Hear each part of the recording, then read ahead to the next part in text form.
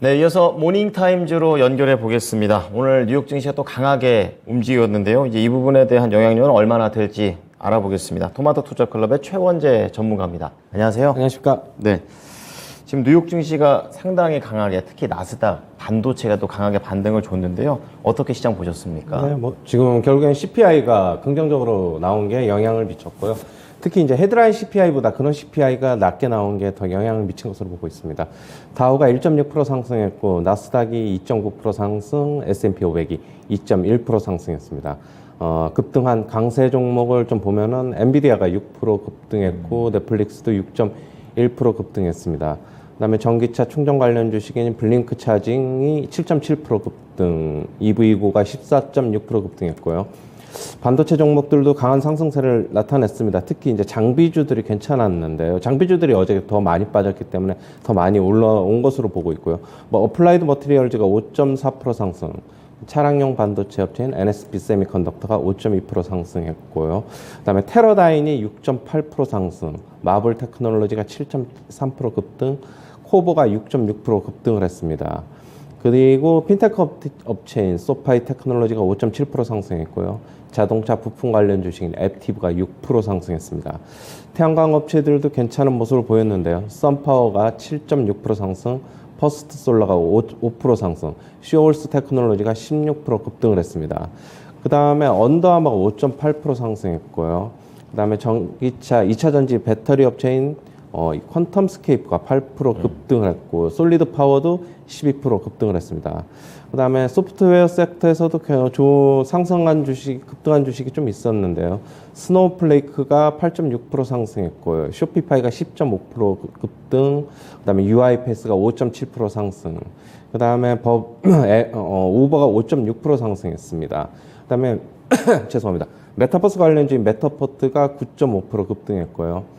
그 다음에 라이다 관련 업체, 자율주행 관련 업체죠. 루미나 테크놀로지가 15.8% 급등을 했고요. 그 다음에 보면은 버바이오 테크놀로지라고 생명공학 주식인데 6.3% 상승, 엘버말 리튬 관련 주식이죠. 6% 상승했고요. 그 다음에 지금 주민포 테크놀로지 소프트웨어 섹터에서도 7.3% 상승했고, 지금 헬스케어 섹터에서도 몇몇 주식들은 좋은 모습을 나타냈어요. 일루미나가 5.8% 상승, 얼라인 테크놀로지가 5%대 상승했고, 덱스컴도 5%대 상승했고, 인모드가 7% 상승, 릴리움이 9.2% 상승했습니다. 그 다음에 수소 관련 업체인 플러그파워가 16.6% 급등을 했는데요. 실적이 안 좋게 발표됐는데도 불구하고 RBC 캐피탈과 키뱅크 측에서는 목표 주가를 상향했는데요. RBC 캐피탈 측에서는 18달러에서 29달러로 목표 주가 상향했고요. 지금 RBC 캐피탈 측에서는 인플레 감축법이 통과가 됐는데, 그 법안이 통과가 되면서 수소 산업 성장을 촉진할 것이다라고 얘기를 하고 있고요. 그 다음에 지금 키뱅크 측에서는 목표 주가를 30에서 32달러로 상향 조정했는데, 결국에는 인플레 감축 법안이 수소 산업에 장기적인 호재로 작용할 것이다라고 얘기를 하고 있습니다. 그 다음에 메타 플랫폼이 5.8% 상승했는데, 뱅크 오브 아메리카 측에서는 매수 추천을 했습니다. 현재 지금 광고 수요 악화에도 장기 투자자들은 주가 상승을 기대해 볼 수 있다라고 얘기를 하고 있고요. 메타버스와 인공지능에 대한 투자가 결국에는 성과를 낼 것이다라고 얘기하면서 지금 현재가 저가 매수 기회다라고 얘기를 하고 있습니다. 그 다음에 7월 CPI가 발표됐는데, 헤드라인 CPI는 전년 대비 8.5% 상승했고, 근원 CPI는 전년 대비 5.9% 상승해서 모두 예상치를 하회했고요. 지금 원래 예상치로는 헤드라인 CPI 같은 경우 8.7%였고, 근원 CPI는 6.1%였습니다. 그 다음에 전월 대비로도 좀 보셔야 되는데, 전월 대비로는 헤드라인 CPI가 보합 0% 상승했는데, 시장 예상치로는 0.2% 상승할 것으로 바라봤는데, 역시 줄어들었고요. 그 다음에 근원 CPI는 전월 대비 0.3% 상승했는데, 시장 예상치로는 0.5%였습니다. 전반적으로 지금 근원 CPI 같은 경우에는 식료품 가격, 주거비 같은 경우에 상승했지만 에너지 가격이 하락하면서 상쇄한 것으로 보고 있습니다. 그다음에 시카고 연합총재는 7월 CPI가 긍정적이다라고 얘기를 하고 있지만은 인플레이션은 여전히 높다라고 얘기를 하고 있습니다. 올해 금리는 올해 말까지 3.5%를 예상하고 있고 4% 내년에는 4%까지 올려야 한다라고 얘기를 하고 있습니다. 그다음에 미니애폴리스 연은총재는 내년 초 금리 인하를 지금 그 금융시장이 지금 바라보고 있지만은 현실적이지 않다라고 얘기를 하고 있는데요. 물가가 2% 목표치에 도달할 때까지 금리 인상 유지해야 한다라고 얘기를 하면서 올해 말에 금리를 3.9%로 예상했고 내년에는 4.4%까지 인상해야 한다라고 얘기를 하고 있습니다. 그다음에 손성훈 교수 같은 경우에는 인플레이션이 7월 CPI가 둔화되면서 뭐 긍정적이지만은 역시 9월에 75bp 인상을 고수해야 한다라고 얘기를 하고 있고요. 역시 주거비 급등이 문제다라고 얘기를 하고 있습니다. 주거비 같은 경우는 정부 집계가 늦기 때문에 뭐 CPI에 반영되는 게 늦다라고 얘기를 하고 있습니다. 네. 자, 오늘 뭐 소비자 물가 지수 얘기가 오늘 우리 장에도 많이 영향을 미치지 않을까라는 생각을 하게 되는데요. 이제 그래서 지표 자체는 다 말씀해 주셨다시피 연간으로 보든 전월 대비 보든 다 전망치를 하회하는 흐름으로 둔화가 됐습니다. 그럼에도 불구하고 뭐 손성원 교수님 또 그리고 연준 위원들 뭐 거의 다 속도 조절을 하겠다라는 얘기는 안 나오는 것 같아요. 그래서 투자자 입장에서는 이제 뭐랄까요, 좀 더 보고 들어가야 되는 건지 아니면은 이제 슬슬 포트의 변화를 줄 시기가 도달한 건지 이 부분이 좀 궁금합니다. 지금 포트에 변화를 준다고요? 네. 늦었잖아요. 늦었다고요? 네. 지금은 이제 관리를 하고 지금 이렇게 많이 올라왔는데 뭐 물론 여기서 조금 더 갈 수는 있어요. 그런데 뭐 지금 여기서 뭐 또다시 뭐 공격적으로 신규 매수를 해야 된다. 그건 아닌 것으로 보고 있고요. 일단은 역시 베어마켓 랠리의 계속 연장선상이다라고 보셔야 될 것으로 보고 있어요. 뭐 지금 추세적인 변화를 말씀하시는 것 같은데 그건 네. 아니고요.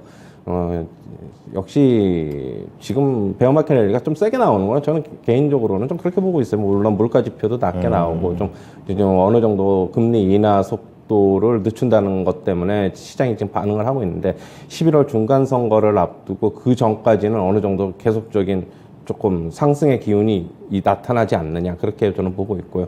11월 중간 선거 제가 얘기는 여기서 뭐 한 번도 뭐 그것 때문에 금융시장이 어떻게 반응할 것인지는 얘기를 안 했지만은 네. 결국에는 시장이 무너지면은 안 되는 자기 바이든이나 뭐든 이제 뭐 지금 민주당 측에서도 곤혹스러울 것으로도 보고 있어가지고 뭐 그렇게 시장에는 어떻게 본다면은 그 전까지는 뭐 이 정도의 뭐 강한 상승보다는 조금 이제 속도를 조절하면서 시장이 상승과 하락 좀 반복하면서 가지 않을까 그렇게 보고 있어요. 네, 뭐 계속해서 베어마켓 랠리다라는 것을 큰 그림에서는 유지를 해주고 계십니다. 전 좀 변화가 있을 거라고 생각했었는데 이 부분은 약간 고려를 더 해봐야겠네요. 자, 그럼 하나씩 쭉 보겠습니다. 제일 먼저 말씀을 해주셨던 게 이제 플러그 파워와 관련된 내용입니다. 수소연료 전지 관련된 종목으로 알고 있는데 실적이 부진한데도 이제 법안 효과 때문에 올라가는 것 같아요. 이게 이제 국내에도 이거 연결을 해봐도 되는 건지 아니면 이쪽만의 문제인지 어떻게 보십니까? 역시 계속적으로 말씀드리는데 종목별 섹터별로는 같이 연동이 어느 정도 되고 있어요. 뭐 두산 피월셀도 그래서 지금 강한 상승을 요 며칠 동안 했고요. 뭐 어제 같은 경우는 시장 많이 빠졌지만 두산 피월셀 거의 뭐 약간만 소폭만 빠진 채로 마감을 했는데 역시 긍정적인 영향을 줄 것이라고 보고 있어요. 지금 플러그 파워의 매출을 보면은 상반기에 30%, 예전서부터 계속 봐오면 상반기에 30%, 하반기에 70%를 하반기에 더 많이 하기 때문에 네. 상반기에 2분기까지의 어떻게 실적이 안 좋았더라도 하반기에 더 낙관을 할 수 있다는 그런 가이던스도 좀 나왔어요. 그렇게 본다면은 뭐 인플레 감축법이 통과가 되고 그런 것도 당연히 영향을 미치고 매출이나 실적도 하반기로 가면 갈수록 더 좋아질 것이다. 그렇게는 보고 있어요. 그렇군요. 자, 그러면 이제 메타 플랫폼스 얘기를 좀 해보겠는데요. 이 대형 IT 종목 중에서도 가장 강하게 올라갔던 종목입니다. 5% 넘은 걸로 알고 있는데요. 그러면 시장에서는 뭐 아까 메타포트도 얘기하셨지만 이 종목들이 올라가는 걸 봐서 뭐 메타버스 관련 종목 또는 뭐 AI 관련된 종목 이 종목도 같이 좀 긍정적으로 봐야 될까요? AI 우리나라 증시에서는 뭐 굳이 AI를 찾기보다는 메타버스 네네. 관련 아, 주식에 그쪽으로요? 연관을 짓는 게 당연히 더 좋아 보이겠고요. 어제 메타 플랫폼스가 이제 5.8% 이제 빅테크 주식 중에서는 이제 강하게 상승을 했는데 네. 메타포트라고 이제 아까도 말씀드린 주식이 있어요. 9.5% 이제 급등을 했는데 같이 이제 메타버스 관련주거든요. 예. 같이 연결시켜봐도 괜찮을 것이고 로블록스도 메타버스 관련주로 연결을 시켜 보면은 괜찮은데 로블록스 같은 경우는 안 좋은 실적을 발표했는데도 불구하고 어제 이제 CPI가 좋게 나오면서 네. 전체적으로 지수가 상승하면서 로블록스는 막판에 상승으로 마감을 했어요. 뭐 시간을 그러니까 시작 시간에서, 전에는 네. 개장 전. 급락을 했지만은 예. 그다음에 그렇게 보신다면은 역시 뭐 메타버스 관련주는 같이 연동을 시켜볼 수도 있지 않나 그렇게는 보고 있어요. 그렇군요. 자, 그러면 이제 시장을 보면서 제가 추가적으로 궁금했던 그런 내용들인데요. 안 그래도 이제 어제 반도체 관련된 종목들, 특히 마이크론 테크놀로지가 엔비디아에 이어서 좀 안 좋은 전망을 냈던 게 부진한 요인이었는데 또 간밤에 또 손바닥 뒤집듯이 또 바뀝니다. CT 쪽에서 마이크론의 이런 하락하는 패턴, 뭐 전형적인 바닥 신호다 이렇게 얘기하면서 반등에 좀 성공을 했는데요. 전 좀 변동성이 좀 많아 보입니다. 어떻게 좀 생각해야 될까요? 저 같은 경우에는 막 많이 빠졌으니까 한 네. 번쯤은 뭐 바닥 신호라기보다는 일정 정도 연말까지는 계속적으로 반도체 업황이 뭐 안 좋을 것이지만은 예. 어느 정도 주가가 빠지면은 저가 매수가 강하게 좀 들어올 것이라고 보고 있어요. 뭐 그렇군요. 전체적인 반도체 관련주들도 그렇고 장비주들도 그렇고 저는 그렇게 본다면은 결국에는 내년을 대비한다고 보면은 내년에는 또 다시 좋아질 수 있다는 그런 또 내년 연초에는 낙관적인 전망이 또 나올 수도 초반엔 좀 있거든요. 그렇죠. 그렇게 본다면 선침에는 많이 빠지면 가능하다라고 보고 있고 그 시기는 지금 어떻게 본다면 조금 빠를 수도 있는데 네네. 한 9월서부터는 선침해가 가능하지 않을까 그렇게는 보고 있어요. 내년을 바라보면서. 내년을 보면서. 자, 지금 반도체 마이크론 테크놀로지와 관련된 투자 의견을 좀 기준을 좀 잡아 주셨습니다. 자, 그리고 이건 또 어제 우리 시장에, 이제 오늘 우리 시장에 나오겠죠? 삼성전자에서 신형 휴대전화를 선보였습니다. 폴더블 관련된 것들인데, 이제는 이제 선 보였으니까 차익 나올까요? 어떻게 봐야 될까요? 어제 언팩 행사했죠. 어제 네. 언팩 행사를 했는데 실제 출시는 이제 8월 20 며칠에 네네. 제가 알고 있어요. 그동안에 이제 이쪽 관련 주식, 뭐 삼성전자 주식에 이런 소식이 휴대폰 관련해서 뭐 영향을 준다기보다는 삼성전자보다는 역시 핸드폰 부품 업체들에 좀 관심을 가져야 되는데요. 그동안에 많이 올랐죠. KH바텍이라든가 파인테크닉스라든가 세경하이테크 이런 관련주들이 있는데 많이 올랐기 때문에 예.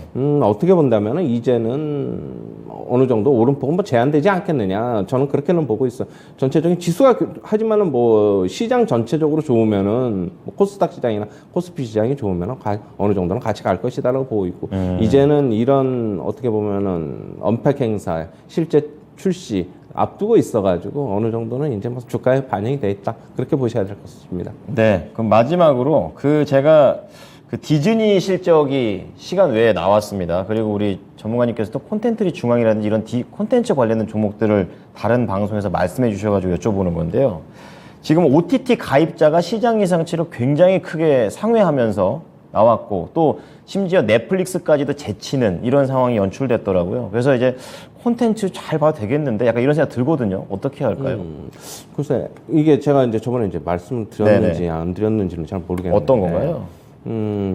제가 이제 저번에 한번 말씀을 드린 것 같은데 네. 그 넷플릭스에 연동돼서 넷플릭스가 안 좋으면서 우리나라 콘텐츠 주식들이 많이 하락을 했는데 저는 오히려 그때가 저가 매수 기회가 될 수 있을 것이다 반대로요? 이제 어제 그저께인가 말씀을 드렸네요. 생각해 보니까 아시아에서만 구독자가 늘고 있다라고 제가 맞네요. 말씀을 드렸고 그저께죠. 그저께에 장 마감 후에 콘텐츠리 중앙 같은 경우에는 실적을 발표했는데 실적이 좋았어요. 그랬군요. 지금 시장 예상치로는 마이너스 26억 영업 적자가 날 것이라고 봤는데 마이너스 12억인가 13억으로 손실폭이 줄었죠. 특히 이제 극장 부분에서 그동안에 메가박스에서 이제 발목을 잡았지만은 극장 부분에서 흑자로 돌아섰어요. 네. 그렇다고 본다면 하반기에는 어떻게 본다면은 뭐 상승 탄력이 더 나오지 않을까. 그리고 콘텐츠리 중앙에서 지금 오리지널 넷플릭스 드라마가 9월 달에 수리남이라고 하정우 주연하는 게 9월 초에 해요. 그것도 그렇게 본다면 지금 한 달 정도 남았는데 네네. 뭐 어떻게 본다면은 좀 모멘텀을 삼을 수 있지도 않을까 그렇게 보고 있고, 콘텐츠리 중앙 같은 경우는 작년 대비 올해 제작 편수가, 오리지널 콘텐츠 제작 편수가 10편 정도가 더 늘어나요. 그래요? 그렇게 본다면 방송 부분의 매출, 즉 제작 부분, 콘텐츠 부분의 매출이 콘텐츠리 중앙이 60%를 차지하고, 그다음에 그 메가박스에서 40%를 차지하고 있는데, 뭐 콘텐츠 쪽은 뭐 여전히 전년 대비 제작 편수가 늘어나기 때문에 수입은 더 늘어나겠지요. 네. 뭐 그렇게 본다면 뭐 앞으로는 더 좋아지지 않을까 그렇게는 보고 있습니다. 네.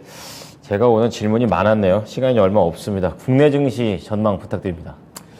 일단은 뭐 미국 증시가 강하게 CPI에 어떻게 본다면은 영향을 받았기 때문에 상승했는데, 우리나라 증시도 뭐 외국인이 크게 어떻게 보면 이걸 가지고 고점 매도의 기회로만 삼지 않으면은 네. 괜찮을 것이라고 보고 있고, 오늘은 옵션 만기 변동성이라서 변동성이 조금 굉장히 좀 심해질 것이라고 보고 있어요. 그렇게 네. 본다면은 오늘 옵션 만기일에 어떻게 끝나느냐가 좀 저는 개인적으로 좀 중요할 것이라고 보고 있습니다. 알겠습니다. 자, 오늘 시장에서 봐야 될 부분까지 포인트로 잡아주셨습니다. 오늘 내용 잘 참고하겠습니다. 감사합니다. 네, 감사합니다. 네, 지금까지 모닝타임즈 토마토 투자클럽 최원재 전문가였습니다.